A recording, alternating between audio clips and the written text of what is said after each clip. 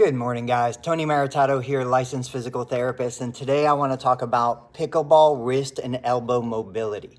So when we're talking about grip requires a certain amount of wrist extension, but we want to maintain wrist and elbow mobility. And the elbow really, in this case, we're talking more forearm, is related to a handful of motions. We're going to talk about 4 motions specifically.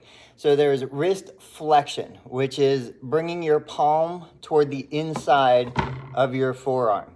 Wrist flexion, usually about 90 degrees for full range of motion, maybe 70 if we know we have stiff wrists.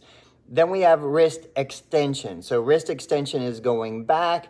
Again, this full range of motion might be somewhere between 70 and 90 degrees of wrist extension.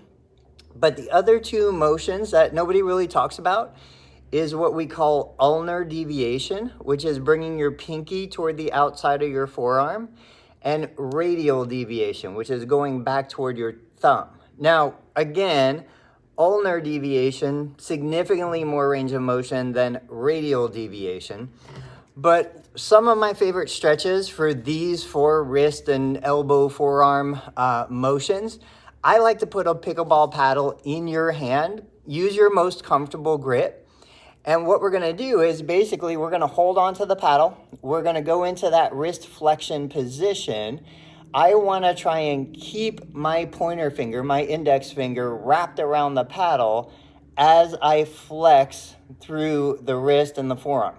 What happens here is you're going to feel your grip want to open up. It's really hard to maintain a grip in a wrist flexed position, but that's part of the stretch. So I'll hold this about 20 or 30 seconds.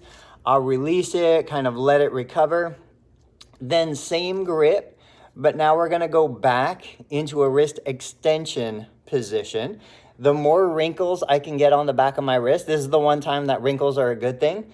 The more wrinkles I can get on the back of my wrist, the better the range of motion is going to be. And then once I'm finished with that, now I go with a vertical forearm. And what I want to do is I want to get ulnar deviation and radial deviation. So going toward the thumb is radial deviation. I want to keep a tight pinky on that. And then after about 20 seconds, I go toward ulnar deviation, which is pinky toward the forearm. I'll hold this about 20 to 30 seconds. So we've got 4 directions. If you do these 4 directions on a regular basis, you will absolutely see improvement. And what I find is that when we haven't done these stretches in a long time, the wrists are incredibly tight.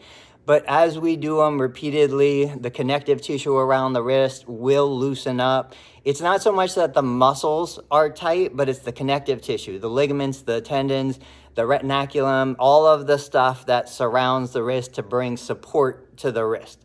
So try those things. Let me know how they go. I'll see you back on the pickleball court.